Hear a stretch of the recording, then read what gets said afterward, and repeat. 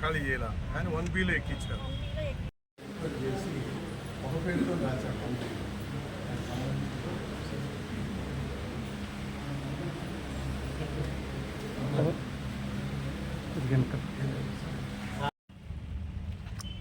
అందరికీ నమస్కారం. ఈరోజు కావలి నియోజకవర్గంలో కావలి డివిజన్లో భారతీయ జనతా పార్టీ రాష్ట్ర వ్యాప్తంగా జరుగుతున్న జనతా వారధి కార్యక్రమం.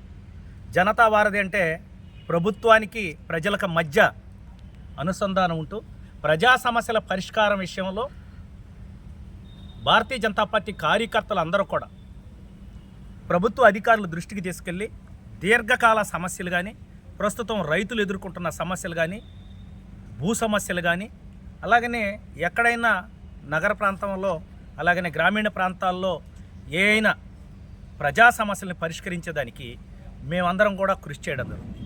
ఈ సందర్భంగా కావలి డివిజన్లో ఈరోజు జనతా వారధి కార్యక్రమాన్ని నిర్వహించడం జరిగింది. ఈ సందర్భంగా కావలి ఆర్డీఓ గారిని కూడా మేమందరం కలవడం జరిగింది. ఈ కార్యక్రమంలో భారత కుమార్ గారు, అలాగనే కందుకూరి వెంకట సత్యనారాయణ గారు, అలాగనే బీజేపీ టౌన్ అధ్యక్షుడు మందా కిరణ్ కుమార్ గారు, సాయి కృష్ణ, అలాగనే శ్రీనిక్, రాకేషు, ఇతర భారతీయ జనతా పార్టీ కార్యకర్తలందరూ కూడా పాల్గొనడం జరిగింది. వారధిలో అనేక సమస్యలు మా దృష్టికి రావడం జరిగింది.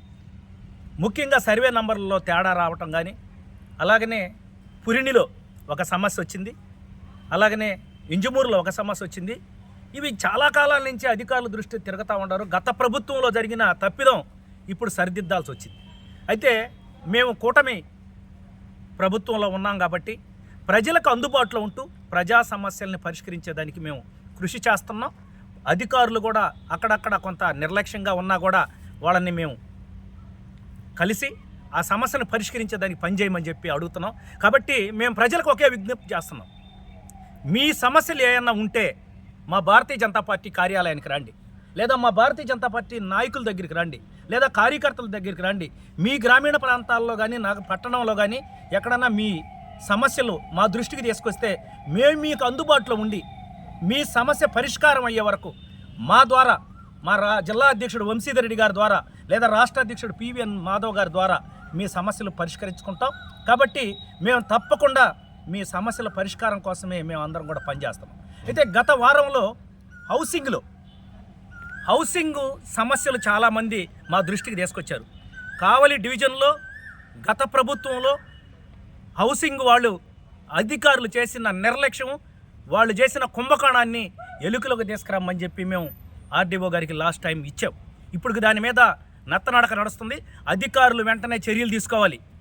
ఈఈ గారి మీద కానీ, డిఈ గారి మీద కానీ, ఏఈ గారి మీద కానీ గతంలో ఈరోజు రిటైర్డ్ అయిపోయి ఉన్నారు. వాళ్ళందరూ లక్షలాది కుంభకోణం చేస్తున్నారు.